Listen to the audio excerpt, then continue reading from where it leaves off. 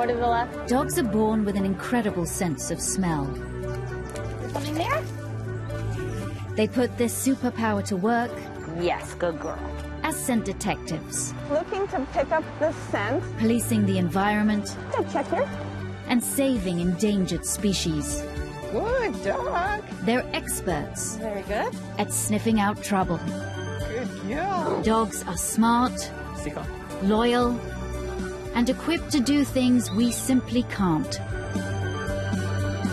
Their powerful sense of smell, their strength and stamina, and their unlimited desire to play Good boy. has enabled us to harness their natural abilities, resulting in an impressive array of dogs with extraordinary jobs.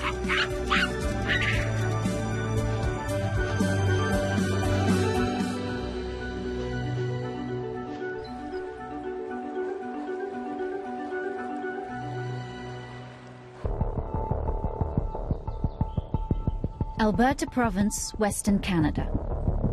A vast and beautiful landscape dominated by spectacular mountains, lakes and rivers. But Canada's aquatic habitats are under threat from an invasion. A non-native species is colonizing North America's lakes, wreaking ecological havoc. Zebra mussels. They don't belong here, and since they arrived in the 1980s, they've been spreading like wildfire. Invasive mussels are crowding out the native species, causing some indigenous mussel populations to decline up to 90% over 10 years. Mussels are filter feeders, sifting algae from the water. That's normally a good thing. But a vast army of hungry zebra mussels can filter an entire lake every few days, stripping it of nutrients and starving its fish, potentially devastating an entire ecosystem. On the frontier to stop their advance into Alberta, Canada, is this team of specialist sniffer dogs. Cindy Sawchuk coordinates the Aquatic Invasive Species Program. All three dogs have very different personalities. Seuss is a German Shepherd, and if he could speak, I feel like Seuss would say, "You guys hired me to do a job. Get out of my way, I got this. I'm going to give this 110% every time." Diesel's the smallest, but he's our leader. He just loves to show off with acrobatics.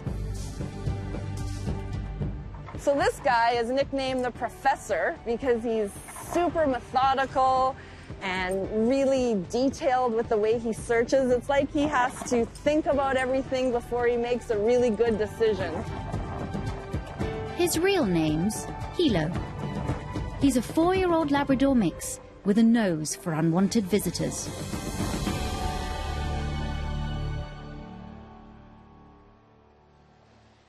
Together, the invasive species team protects Alberta's waters by sniffing out the zebra mussels. Today, the team will be searching for zebra mussels at a boat inspection station on a busy interstate highway. Are they going to stay up? There we go. The most common way for mussels to enter a new area is as hitchhikers, clinging to the hulls of boats being moved from one lake to another. We have watercraft inspection stations at every major road coming into Alberta. We are the front line for prevention. The mussels are typically just half an inch long, which makes them hard to see. So these are zebra mussels. You can see these little threads are what the mussels use to attach. They can be really tiny. We've seen them the size of a grain of rice. We don't tend to see giant mussels all over the boat that are really obvious. We tend to see the really small ones, and so that's why it's really great to have canines as part of the inspections team. Before he gets to work, Hilo must put on special boots to prevent him from scratching the expensive boats. So we're going to bring you around the front, Hilo. Thousands of pleasure boats hop between Canada's 2 million lakes every day, by truck and trailer. So this is Hilo. He's going to inspect your boat. Owners are supposed to wash and dry their boats, to decontaminate them before moving them. Good checking, mister. But not everybody does. Good. Let me check up here. Right now, Hilo is in work mode. While we perceive the landscape visually, our dogs perceive them with their noses. So he's looking to pick up the scent of the zebra mussel that could be attached. If he finds it, he'll tell me he's found it by sitting. And we call that a passive alert. Good boy, come on over here. Hilo can smell the difference between a native mussel and an invasive one. Oh, good job, mister. Very good searching. We're almost finished this boat, Mr. Professor. Any boat that's been in infested water could harbor a mussel. Very good. Good. Let's check in your nose in there. Very good. Check right here. Check here. Nice. Check, check. The dogs work quickly around the boats, but so far there's no sign of any illicit mollusks. Zebra mussels are freshwater mussels native to Eastern Europe. They first arrived in North America in the late 1980s as unwitting stowaways in commercial ships traveling through the Great Lakes. Since then, the mussels have spread rapidly. They're now in 750 lakes across North America. One of the most infested in Canada is Lake Winnipeg. In just 5 years, concentrations of more than 900 individuals per square foot have been found living in the water.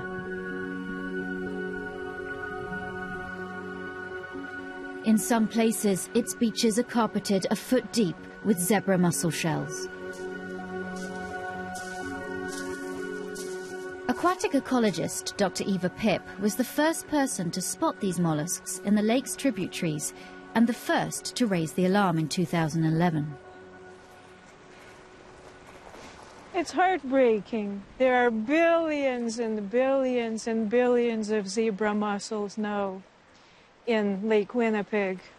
It is uncontrollable. Almost every lake that has been invaded, it has been impossible to eradicate them. Zebra mussels have no natural predators in North America, and scientists haven't been able to eradicate them. The mussels are also prolific breeders.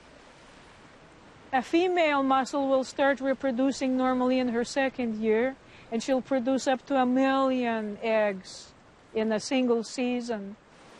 Because they reproduce so rapidly, they outcompete the native freshwater mussels in waterways and lakes. They literally choke out the organisms that would normally inhabit the bottom. The mussels aren't just creating an ecological disaster. They're also causing millions of dollars of damage. They cling to any hard surface under the water, clogging pipes and vital infrastructure. Over time, this causes substantial damage and significant costs to the economy. So you can see all these are zebra mussels attached to each other. In Ontario, we know that they spend almost $93 million annually. And that's not because they're trying to eradicate them. That's the cost they spend just in maintaining their structures that have been impacted by these mussels. In Alberta, we have the largest irrigation district in Canada. We have 8,000 kilometers of pipes and canals. Many of these pipes are buried to provide water for irrigation, for the farmers, for industry, for drinking water, for recreation purposes. Should these mussels become attached in these pipes and canals, it would be completely devastating for Alberta. Shoreline checks are the quickest way to find out if a lake or waterway has been invaded. That's why today, Hilo and the team have travelled beyond Alberta's border to Lake Winnipeg to practice finding the culprits. This section of beach only has a sprinkling of zebra mussels. A training search will put the dog's scent detection skills to the test. We're going to act like this is a suspect lake, so you're preparing for the real thing, where you're going to head out with your dogs and search. Deborah Willett is from Working Dogs for Conservation, the organisation that trained this canine trio to distinguish the scent of a zebra mussel from any native species through positive reinforcement training. Let's go, buddy. Yeah, this way. We work in a very detailed way. They're really thoroughly searching with their nose. Their nose is close to the ground. They're taking a lot of sniffs as they cover a patch of area. The dogs are really good at what they do compared to humans. They have an extremely powerful sense of smell. Finding a tiny mussel camouflaged on a vast pebble beach is mission impossible for a human. Good boy. But not for a dog nicknamed the Professor. Good searching. When they're searching shorelines, they're not picking up these mussels from a great distance. Their nose has to be virtually right on them. Whoops. Hilo's got something. Oh, I see it. Good boy. Good boy. Well done. You got to see this one. It's hidden right in the rocks. Good boy. So this is what he alerted on. They're attached to this little rock. They don't even actually have any tissue or muscle matter inside it. He's just detecting the shell. So that's pretty amazing. What a fine boy. Oh, what a fine boy. Like all working dogs, Hilo loves a reward. There we go. Their paycheck is this special ball that they only get to play with when they find the mussels. So it's a really big party for them. It's a big party for all of us. What a fine boy. My good doggy.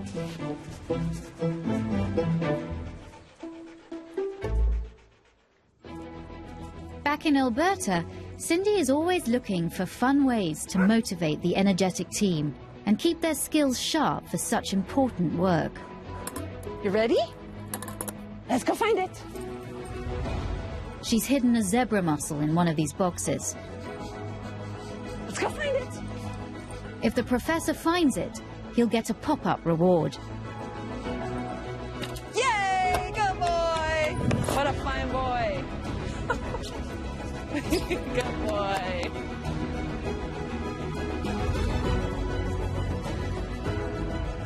It's the perfect game for Diesel to show why his nickname is the Acrobat.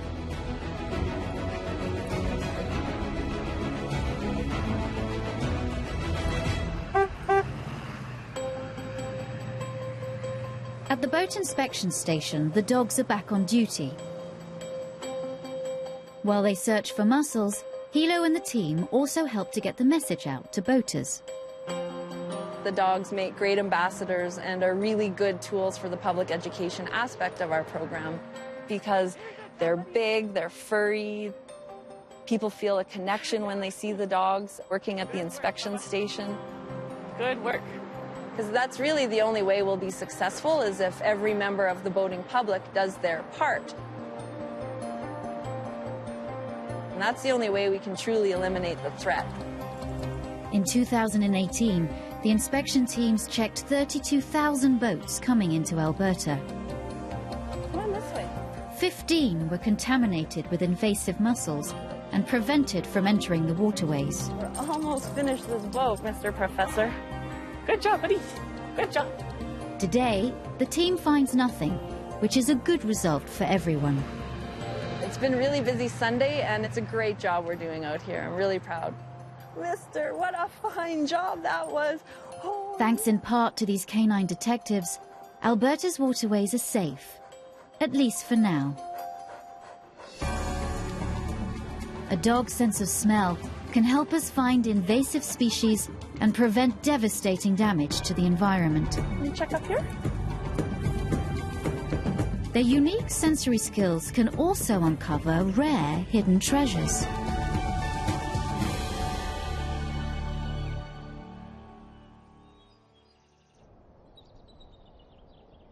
The state of Washington, USA, where, buried deep in the undergrowth, lies a culinary delicacy worth more than gold itself. Truffles. The truffle is an aromatic fruiting fungus that grows at the root of trees. Its distinctive flavor is held in high esteem in cordon bleu cuisine across the world. But they're so rare, they can sell for up to a staggering $3,000 per pound. They're expensive because they're incredibly difficult to find. Unless, that is, you're Lolo, a 6-year-old Lagotto Romagnolo, an ancient Italian breed. She's trained by her owner, Alana McGee, as a truffle detective. We got into truffle hunting. I lived in Italy for a short time when I was in university at college, and kind of learned about it there. And then I worked in some other jobs, and then I moved back to Pacific Northwest, and I learned that we had truffles here. And then we just started going out. The Lagotto Romagnolo was originally bred to hunt waterfowl in 7th century Italy, but was later refocused to sniff out the Italian food favourite. Prime truffle season in Washington is from November through March. Right now it's midsummer, but the owner of a local Italian restaurant has put in a special request. So Lolo and Alana are heading out to private woods 50 miles north of Seattle. Oh, I'm coming, Lo. Hold on. They've unearthed truffles here before, but can Lolo find some pre-season treasure? Oh, yeah. Lolo can't contain her excitement. Yeah. Oh, well, okay. She'll start screaming at you because she's like ready to go hunting and you're not doing it fast enough. So she's kind of a workhorse that way, and she really, really likes it. Lolo's skills are about to be put to the test. Tell me if you find something, Lo. Hunting in the height of a warm summer day brings added complications. When it's hot like this, what happens is the truffle is like right here and giving off odor, but that odor dissipates and rises really fast with the heat. So it makes it really hard for the dogs to find it and locate it.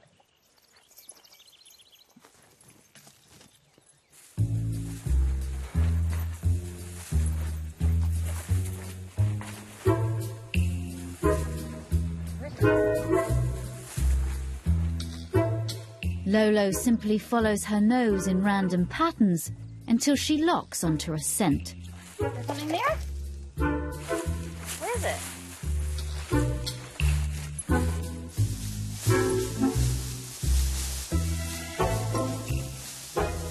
In terms of training the dogs, you can train different dogs a variety of different ways. Lolo in particular, she just really likes the act of searching. So coming out here and doing this is one of her favorite games to play.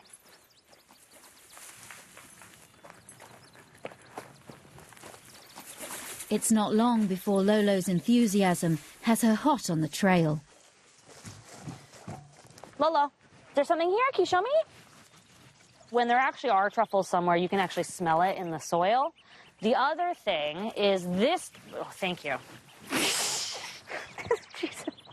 One of the other things, she can move a lot of earth.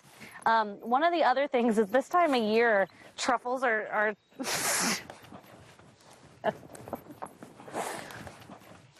this time of year, truffles are just starting to grow as well. So one of the things that happens is the mycelium that's in the soil will also give off some of the same aromas that actual ripe truffles do. So sometimes dogs will do what we call, they'll dig or they'll indicate, but there's not actually anything there.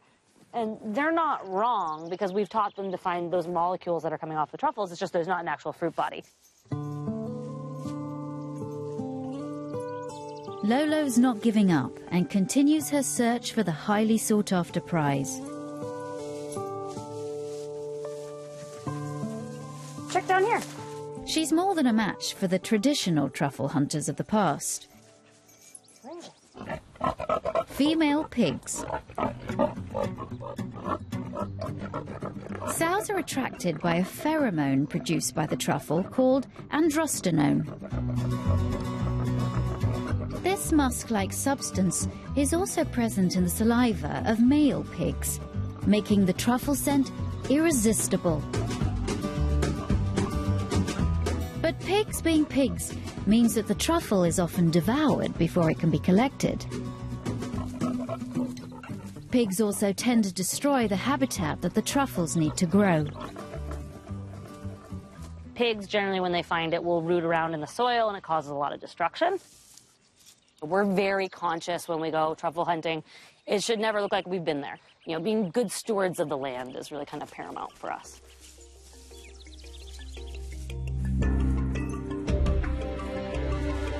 Hi, we're coming. Lolo is on a treasure hunt with rich rewards. This time, she finally hits the jackpot. Oh, wow, you did find it. Good girl. Good girl. The best way to tell where a truffle is, because they're so hard to see, is if the dog touches it. Oh, yeah? You show me again? Lolo is trained to touch the truffle, but not pick it up. Good girl. She's rewarded with pieces of chicken. So Lolo has found one of our native black truffles. She's very excited. So, and it smells nice, so this is not bad. At least a few guests at the Italian restaurant will be dining in style tonight. One more time. Hold. Good girl. That was very good.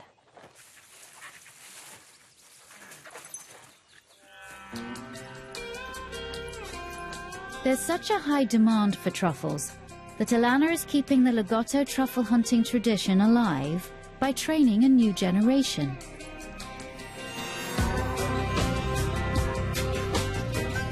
Seattle resident Elaine is hoping her 12-week-old puppy, Dolce, can also become a truffle hunter. So what we're going to do today with Dolce here is we've put little pieces of fresh truffle inside all of these little tins, and we're going to do basic imprinting, so showing the truffle to Dolce, rewarding her for that. It's a game to the dog. Okay, so yes, good puppy. And then remember, you try to reward it. Yes, right, as close to the target as we can. Yes, good. Good. Now remember, get your treat out for her. Yeah, try that again. So do it again. Yes, good. Yeah. So do it one more time. Okay. Scent training is a challenging yet fun activity for a puppy. Look at that tail go. So now try putting it just like a couple inches from her, or a couple feet. Yeah, put it down on the ground. Yes, good puppy. Very good. Yes, good puppy. Dolce immediately understands that locating the scent means a reward. Alana moves the tins further away. So the way this works, let's go search. And so what you can do is you can help her out at this stage. You found the ones in the basket. You did. Good girl. Wow. Dolce has clearly got this one in the bag. Okay, come on. She said, why would I look for those when there's a whole basket of them? Elaine is delighted with Dolce's truffle hunting progress. Well, it's an adventure. It's something new in my life I never even knew it happened, and I get to do it, and it's good for her. She's bred to do this, and I get to go in the forests, and probably I'm going to make $1 gajillion because I'm going to be a truffle baron. Yes. Come here. They smell good. They smell really good. You smell it from here? Yes. Good puppy. Back in the forest, Lolo is proving her impeccable credentials as the top truffle detective. Wow, you did find it. That is the tiniest. Good girl. Despite the heat making the odor difficult to detect, Lolo is on a roll. This is a very small one. Lolo is exceptional at this job. She loves truffle hunting, so this is really like her favorite game, pretty much ever. Can you show me where it is? Oh, yes, you found it. Can you show me? Yes, good girl. To get to where Lolo is takes probably about at least a year to get really, really, really solid. There's a lot that goes into finding these little culinary nuggets. We do it because we love it. In only a few hours and in the wrong season, Lolo has sniffed out enough truffles to satisfy the Italian restaurant order. It's time to deliver the goods.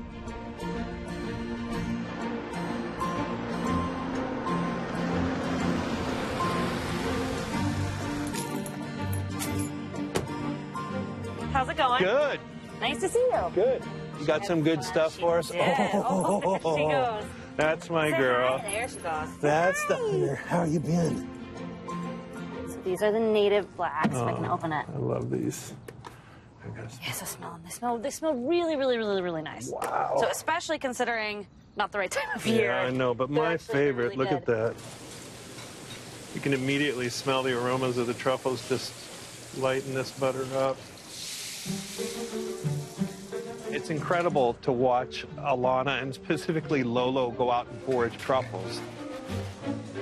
It's just fantastic to serve a local product. Our customers are just amazed.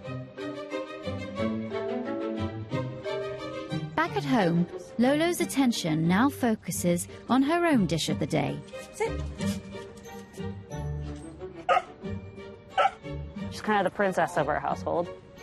She's like, why are you not giving it to me? So dinner, promptly at 5. And if you're not on top of it, she'll be very vocal about it.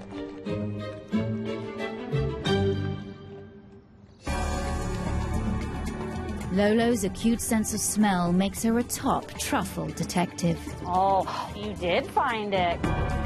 In Africa, those same scenting skills are helping other canine detectives find an even rarer target.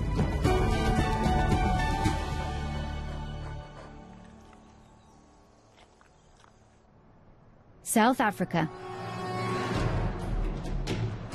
In the far south, the Western Cape is the last refuge of the critically endangered geometric tortoise. Agricultural growth and relentless wildfires are devastating their unique habitat. In 20 years, the geometric tortoise population has declined by a staggering 80%. Conservationists fear there are just 800 left in the world, and they're all in this one small region. Today, an urgent conservation scheme is underway to rescue any surviving geometric tortoises and relocate them to safer areas. Charged with sniffing out these rare reptiles are the world's first geometric tortoise detection dogs. Good girls.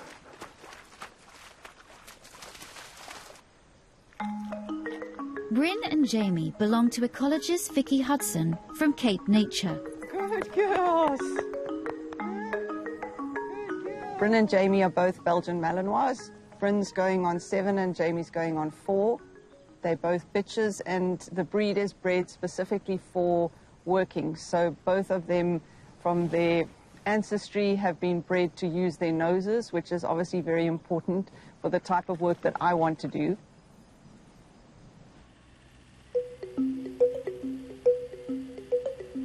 Vicky has been leading the battle to save the critically endangered tortoises for 5 years. Today, she's heading out with Bryn and Jamie to search an area under threat from farming. It's 75 miles north of Cape Town. On the way, she first needs to stop off at a newly protected geometric tortoise reserve. If the ones already living here are healthy, any rescued tortoises will also be brought here.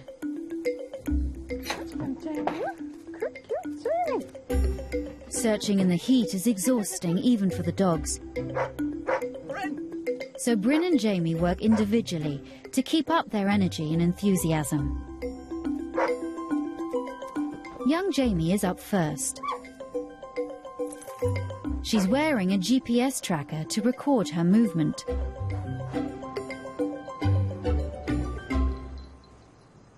There's a lot of tortoise food here. You can see lovely soft herbaceous vegetation, leaves and flowers. Very nice food for tortoises. Check around here.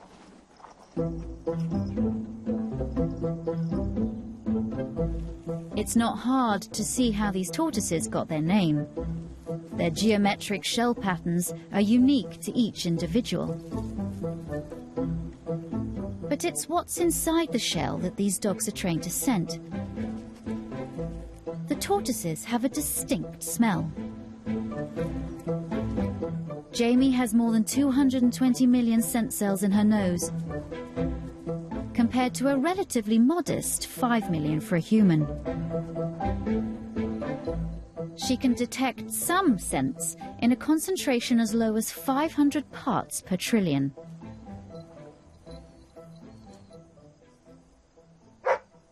And Jamie soon detects the first geometric tortoise of the day. Good dog. Jamie's found a really nice male geometric over here. Small, but adult male.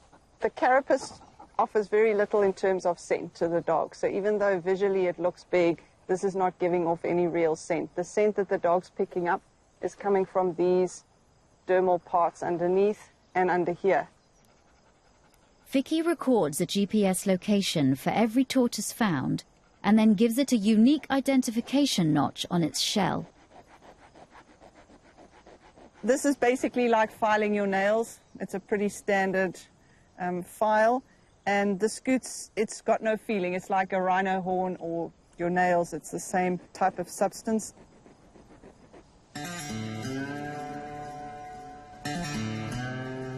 Jamie's success earns her a break.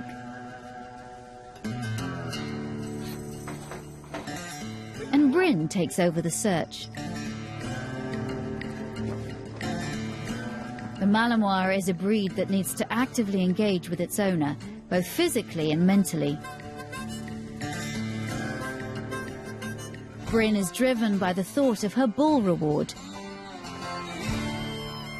And she soon sniffs out another geometric tortoise.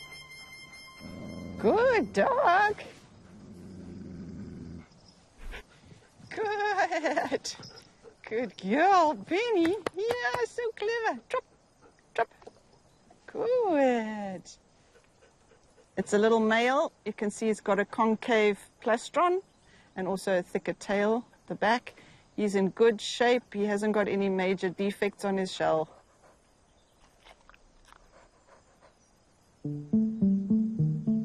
Finding healthy geometrics proves this is an ideal location for relocating additional tortoises. But searching here comes with potential health risks for the dogs. Blood-sucking, disease-carrying ticks. Already I can see. Here's one. Yeah, good girl. Good girl. Vicky makes sure the dogs get a thorough examination after each and every search. Yeah, that hurts. They can carry biliary, which is a bacterial disease for the dogs, so you really do want to get them off, apart from the fact that they also annoy the dogs and they can make nasty sores. I also check between her pads for thorns, anything like that, because if she's got anything wrong with her feet, she can't walk. Oh, here's another one.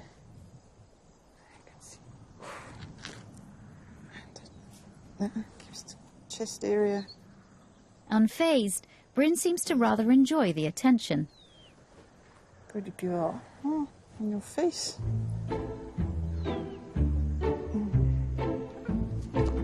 Satisfied that this is a safe area in which to release more geometric tortoises, Vicky heads back to the office to download the GPS data from the dogs' collars. This shows how much ground the dogs covered during their search and where the tortoises were found. Here you can see my track, the dog track, as well as the points of the finds. Now it's time for the search and rescue mission. A local sheep farmer and vineyard owner has geometrics on his land that are struggling to survive. There's a drought and competition between the farmer's sheep and the geometric tortoise. The geometrics starve as the sheep eat what little vegetation grows. Bryn is soon on the scent of something. That's something. Super! Super! Very nice sized sub-adult geometric tortoise. Good kill. A fully grown geometric is only 5 to 6 inches long. But Bryn can detect them no matter how small. This one's about 3 inches. It's a young juvenile geometric, so it's a little bit small to mark, but definitely the next generation of geometric tortoise. Within the hour, We found one here! Bryn locates 3 more. Vicky will relocate all of them to the protected reserve. For most of the year, these tortoises lead solitary lives, only coming together for the mating season in spring. So Vicky finds each one its own patch of suitable habitat. Just going to leave him over there. There's a lot of cover for him, there's a lot of food for him, so he should be fine here.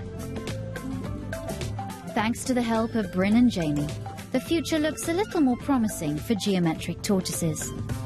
If there are more areas that we can manage with farmers like today, putting them into protected areas where it is sustainable, then yes, I think there's a good chance for the geometric tortoise.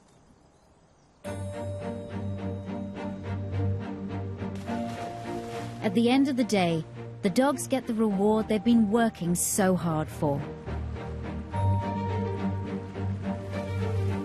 These type of dogs don't do well as pets. They've got hugely high energy levels. So both Bryn and Jamie, they have to be swimming, they have to be playing with their ball. And it's not just the physical, it's also the mental stimulation that they need.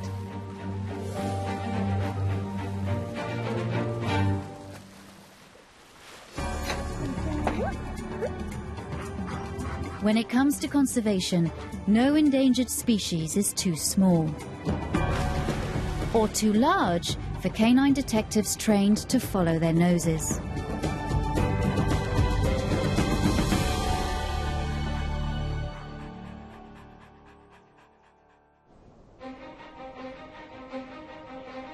The San Juan Islands, an archipelago in the Puget Sound off the coast of the U.S. state of Washington. A renowned mating and recreational ground for the majestic orca, also known as the killer whale. For decades, orcas have congregated here to feed and nurse their young. 3 family groups, or pods, are resident in these waters. But the number of whales in the resident pods has dramatically declined. From a peak in the mid-90s of almost 100 individuals to just 75 in early 2019.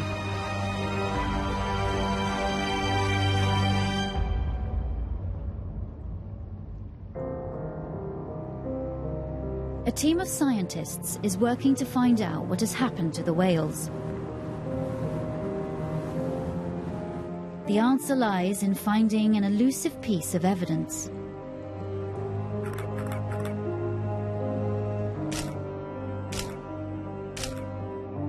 Whale scat, or feces. A pungent, oily liquid that floats to the ocean's surface. DNA extraction from the scat can be used to identify individual whales, check on their diet, and monitor their health.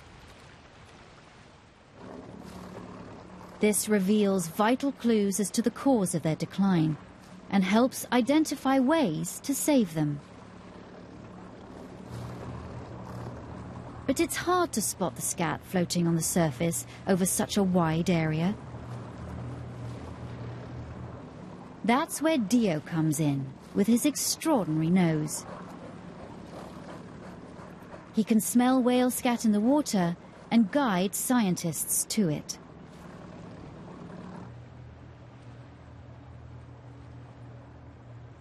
Dio is trained by conservationist Colette Yee. Dio comes from the Humboldt County, and he's a Australian cattle dog or blue heeler mix of some sort. The Australian cattle dog, also known as a blue heeler, is a mix of the collie herding breed and the feral dingo, a wild dog that roams the Australian outback. Check over here. The cattle dog is intelligent, energetic, and has great endurance. You're just relentless. Dio is really driven, and that's how we select actually all of our dogs. We look for dogs with a lot of energy and a really high ball drive to get that reward at the end of the day. Yeah, do that. Give it a rest. I know. It's midsummer, traditionally a time that orcas come inshore to feed, giving Dio the chance to put his scenting skills to work. Joining Dio and Colette in the search is Dr. Deborah Giles. Hi, Buds. Director at the Center for Whale Research. Rumors of whales, I heard. The official research banner allows them to get close to the whales, while tourist boats must maintain a distance of at least 400 yards.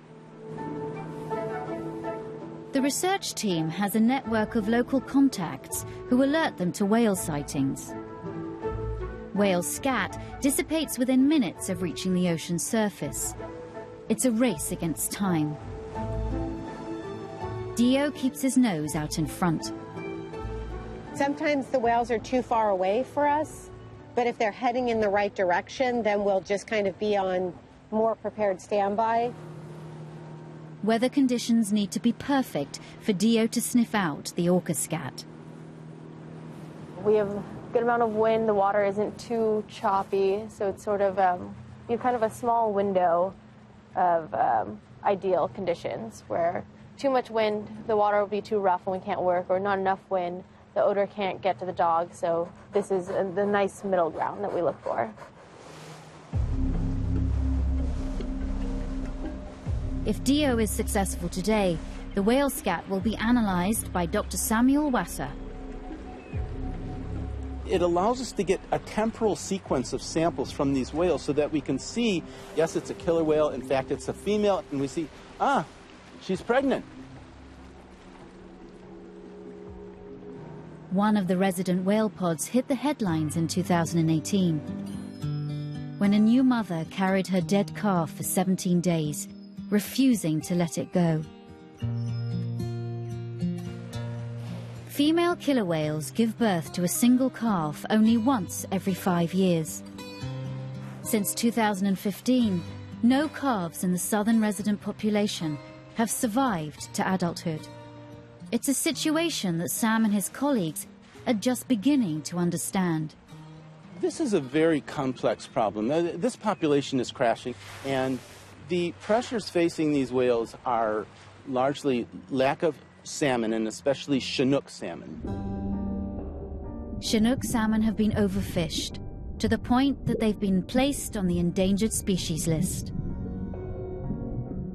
With salmon stocks so depleted, the orcas here are quite simply starving to death. But a lack of food isn't the only issue. Man-made chemicals and the persistent toxic pollution of the oceans adds to their health problems. We can see that the females under the most nutritional stress have the highest toxins in their scat. And when they're under low stress, they don't have as much toxins in their scat. With their nutrition and their ability to reproduce compromised, it's little wonder that the resident orcas are heading towards extinction. He's not picking up anything. And it explains why Dio and the research team are having difficulty spotting any of the 3 resident pods. When I first started studying these whales in 2005, we had whales almost every day. And we often had members of all 3 pods every day. And then 2013 marked the year that the whales were in the inland waters less than half the amount of time that they normally are. Dio is sniffing with his nose into the wind, but he's not picking up any scent today. Whenever he works, he needs encouragement, but rewarding Dio without finding scat would undermine his training, so Deborah has a plan. Colette keeps extra samples in her freezer. We just put it in this fancy bowl that Colette made. And this float allows us to, A, see it from really far away, but mostly just keep it a little bit more stable on the water. So this one, being from this year, is probably still pretty odorous. Yep. Yeah, it's a glamorous job. We'll go ahead and pour the whole thing in. Ooh, yeah, it's a stinky one. And put it in the water. And then we'll drive away from it so that I can end up being downwind of it. Easy. After a frustrating search so far, Dio now perks up.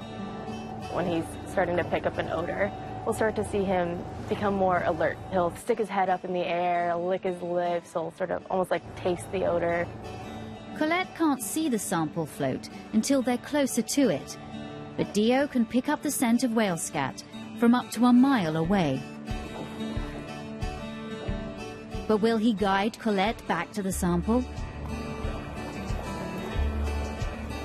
Dio's scenting is almost imperceptible to the untrained eye. But Colette is an expert at reading Dio's subtle detection signals. I'm actually going to be pretty quiet and just watching him and waiting for him to give me a signal. You need to come more to the left. It's just sort of little cues that he does with his body. How much tension he's putting on the leash. How rigid his body becomes. What his ears are doing. Mouth, what his nose, what his eyes are doing.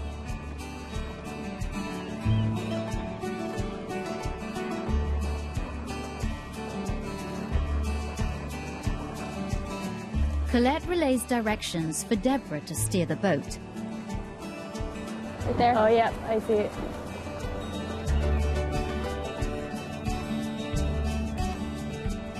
Dio has locked onto the orca scent with ease. You're good. Keep coming forward.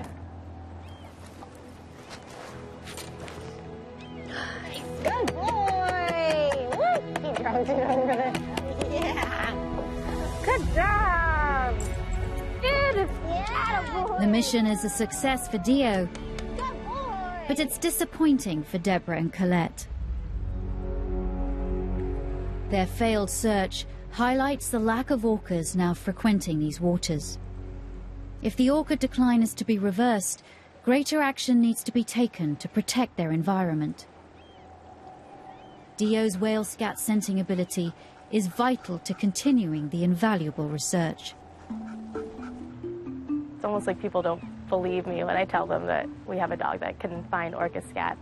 And doing this with the dog, just incredibly important. We wouldn't really be able to have this non-invasive survey method without using the dog. So they're absolutely important for us to be able to do this. It's just one more example of humans relying on man's best friend. Across the world, dogs are saving animals from extinction, unearthing hidden gems, and preventing environmental disaster. These dog scenting detectives are among the many dogs with extraordinary jobs.